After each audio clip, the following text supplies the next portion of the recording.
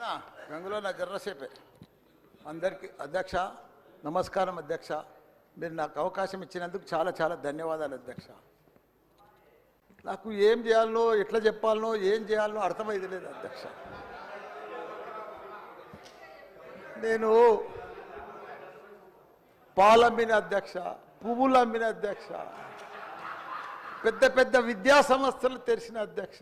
ప్రపంచంలోనే భారతదేశంలోనే పెద్ద విద్యా సంస్థలు తెలంగాణ ఎవరికన్నా ఉన్నాయంటే అవి మల్లారెడ్డికి ఉన్నాయి అధ్యక్ష. కానీ ఇప్పుడు అంతా అయోమయం ఆగం ఉంది అధ్యక్ష.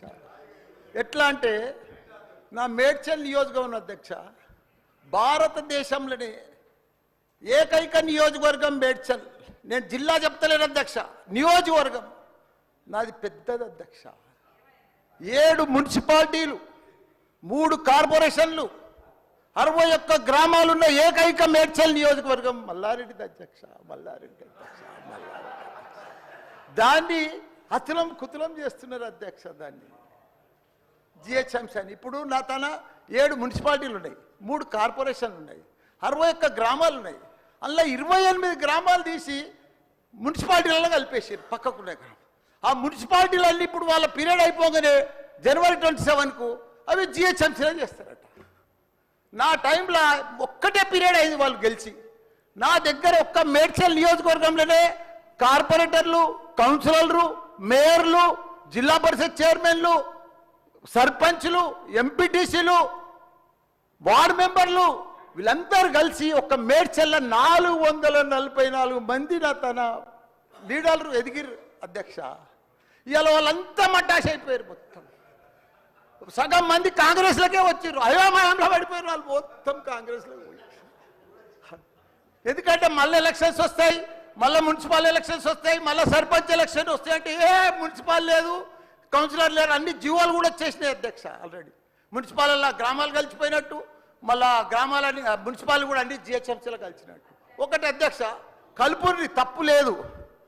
9 మున్సిపాలిటీలు అప్పుడు సరౌండింగ్ షేర్లింగంపల్లి కానీ కొద్బుల్లాపూర్ కానీ ఇవన్నీ కలిపినప్పుడు ఏమీ లేదు.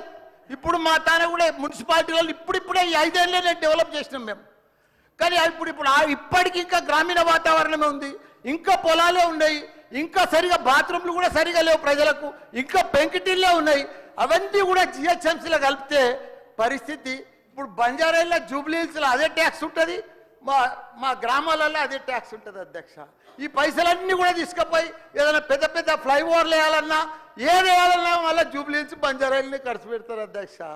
జర మా పుణ్యాన్ని మా మున్సిపాలిటీలో అట్లనే ఉండని, ఇంకో పీరియడ్ ఉండని, ఇంకో 2 ఉండని. శ్రీధర్ బాబు గారు మా సీఎం కూడా చెప్పండి మీరు దయచేసి ఈ సభ ద్వారా మా మున్సిపాలిటీలో ఇంకో పీరియడ్ ఉంటే మంచిగా అవుతుంది. ఎందుకంటే గ్రామీణ ప్రాంతాలు ఉన్నాయి, ఇంకా వ్యవసాయాలు ఉన్నాయి, ఇంకా పెంకటిళ్ళు ఉన్నాయి. మనం అన్ని ఇప్పుడు నా అన్ని కూడా జిహెచ్ఎంసీలో కలిసినట్టు. నాకు గ్రామర్ రూరల్ లేదు, ఎంపీటీసీ లేదు, సర్పంచ్ లేడు, కౌన్సిలర్ లేడు, ఓన్లీ కార్పొరేటర్. అది కూడా 20-30 వేలకు ఒక్కరు అవుతారు. 444 మంది పోయి 40 మంది కూడా గారు 8-10 మంది అవుతారు నా నియోజకవర్గం. 6,48,000 ఓట్లు ఉన్నాయి అధ్యక్ష. అది అయిపోయిందా, ఈ పార్టీకి అయిపోయింది. దయచేసి అది చెప్పినా మీకు అంత మనవించుకున్నా. హైడ్రా భారతదేశంలోనే మన హైదరాబాద్ అంటే తెలంగాణ రాష్ట్రం అంటే ప్రపంచమంతా మోగిపోయింది అధ్యక్ష. ఐటీ రంగంలో కానీ ప్రతి ఒక్క డెవలప్మెంట్లో కానీ ప్రతి